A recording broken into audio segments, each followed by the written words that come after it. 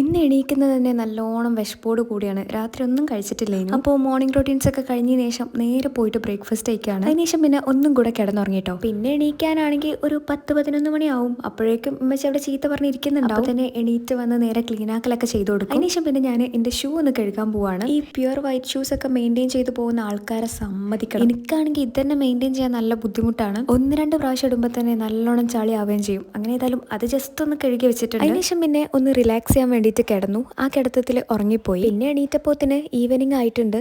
അപ്പോൾ എണീറ്റിട്ട് നേരെ ഫുഡ് കഴിക്കാനായിട്ട് പോയി. അതങ്ങനെ കഴിച്ചുകൊണ്ടിരുന്നപ്പോൾ ഐസം വന്നപ്പോൾ ഒരു കേക്കൊക്കെ ഉണ്ടായിരുന്നു കയ്യിൽ. അങ്ങനെ കേക്കൊക്കെ കഴിച്ചു. അതിനുശേഷം പിന്നെ ഉമ്മച്ചി കട്ട്ലേറ്റ് ഉണ്ടാക്കിയിരുന്നു. അങ്ങനെ ഒരു 4-5 കട്ട്ലേറ്റ് കഴിച്ചിട്ടുണ്ട്. അങ്ങനെ അതൊക്കെ കഴിഞ്ഞതിന് ശേഷം ഇനിയുള്ള പരിപാടി നമ്മുടെ കോളേജിലേക്ക് പോകാനുള്ള സാധനങ്ങളൊക്കെ ഒരുക്കി വെക്കുക എന്നുള്ളതാണ്. അതാണ് ഏറ്റവും വലിയ പണി. ഏതെല്ലാം ഡ്രസ്സ് കൊണ്ടുപോകണം, ഒക്കെ അയൺ ചെയ്യണം, ഡ്രസ്സ് കൂടാതെ എന്തൊക്കെയാ കൊണ്ടുപോകണം, അങ്ങനെ ഓരോന്നോരോന്നായിട്ട് ഇങ്ങനെ ഒരുക്കി വെക്കുന്ന തിരക്കിലായിരിക്കും. അത് കൂടാതെ ആണെങ്കിൽ പ്രൊമോഷന്റെ കാര്യങ്ങൾ എന്തൊക്കെയാ കൊണ്ടുപോകാനുള്ളത് അതും റെഡിയാക്കി വെക്കണം. സത്യം പറഞ്ഞാൽ ഹോസ്റ്റലിലേക്ക് പോകുന്നതിന്റെ തലേ ദിവസം ഭയങ്കര ബിസി ആയിട്ടുള്ള നൈറ്റ് ആയിരിക്കും. അതാണെങ്കിൽ ഒന്നും മുന്നേ ചെയ്ത് വെക്കുകയും ചെയ്യൂല. അങ്ങനത്തെ ഒരു സ്വഭാവമാണ്. എങ്ങനെയായാലും എല്ലാം റെഡിയാക്കി വെച്ചിട്ടുണ്ട്. അപ്പോൾ എന്തായാലും ഇതൊക്കെയുള്ള ഇന്നത്തെ വീഡിയോ.